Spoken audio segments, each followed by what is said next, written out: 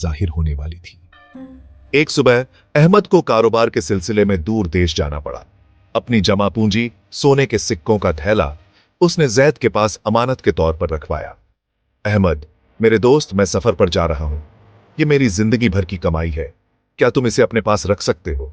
जैद, अहमद, फिक्र मत करो, ये अमानत मेरी जान से भी ज्यादा महफूज रहेगी। अहमद सफर पर निकल गया। वक्त बीता।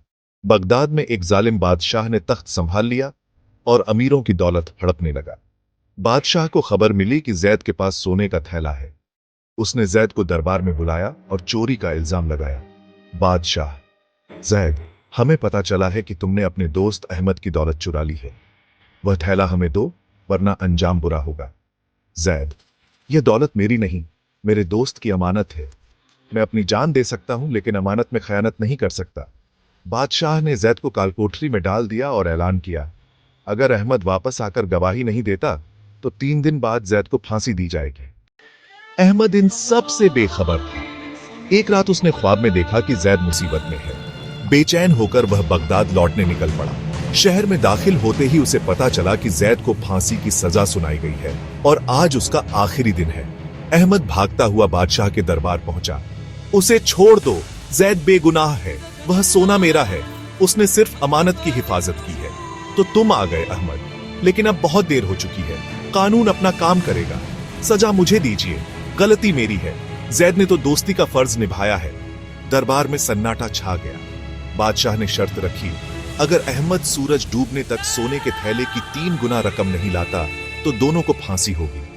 अहमद के पास इतनी दौलत नहीं थी, लेकिन उसने शर्त मंजूर कर ली।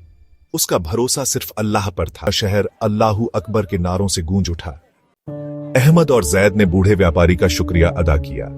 अहमद, आपने हमारी जान बचाई है, मैं मेहनत करके आपकी रकम लौटा दूंगा।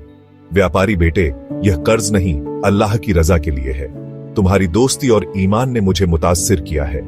जैद ने सोने का थैला अहमद को लौटाया। अहमद ने कहा, अब यह दौलत हमारी साझी है। अहमद, तुमने इसकी हिफाजत के लिए जान दांव पर लगाई। आज से हम बराबर के हिस्सेदार हैं। उनकी दोस्ती अब और भी मजबूत हो गई थी।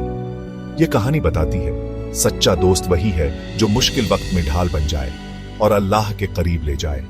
बूढ़े व्यापारी की तरह हमें भी नेकी करके बदले की उम्मीद नहीं करनी चाहिए। दौलत का सही इस्तेमाल अल्लाह के बंदों की मदद में है। अहमद और जैद ने मिलकर कारोबार शुरू किया। अल्लाह ने उनके काम में बरकत दी, लेकिन वे हमेशा आजिज और शुक्रगुजार रहे। वे अपनी दौलत का बड़ा हिस्सा गरीबों और जरूरतमंदों पर खर्च करते और एक मदरसा भी बनवाया। उनकी नेकी और ईमानदारी की शोहरत दूर दूर तक फैल गई। एक दिन बादशाह ने उन्हें दरबार में बुलाया, इस बार माफी मांगने के लिए। मैंने तुम दोनों के साथ जुल्म किया, तुम्हारी दोस्ती और ईमान ने मेरी आंखें खोल दी हैं। मैं माफी चाहता हूं। अल्लाह माफ करने वालों को पसंद करता है। अगर आपने गलती मान ली तो अल्लाह भी माफ कर देगा।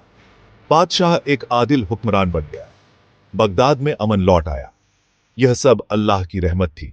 उसने अपने नेक बंदों को इज्जत और कामयाबी दी और एक जालिम के दिल को बदल दिया। इस कहानी का सबसे बड़ा सबक है, सच्ची दोस्ती की बुनियाद अल्लाह के लिए होनी चाहिए।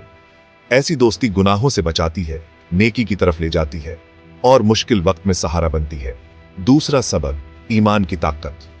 ईमान का मतलब है हर हाल में अल्लाह पर भरोसा रखना। जैद ने कालकोठरी में भी ईमान नहीं छोड़ा। अहमद ने नामुमकिन शर्त के बावजूद उम्मीद नहीं छोड़ी। तीसरा सबक, अमानतदारी और वादे की पाबंदी। जैद ने अमानत में खयानत नहीं की, चाहे जान पर बनाई। हमारे नबी को भी अमानतदारी के लिए अल-अमीन कहा जाता था। नेकी कभी बेकार नहीं जाती। अल्लाह की राह में किया गया छोटा सा अमल भी पहाड़ जैसी मुश्किलें दूर कर सकता है। अल्लाह हमें भी अहमद और जैद जैसी दोस्ती और ईमान की दौलत नसीब करे। आमीन।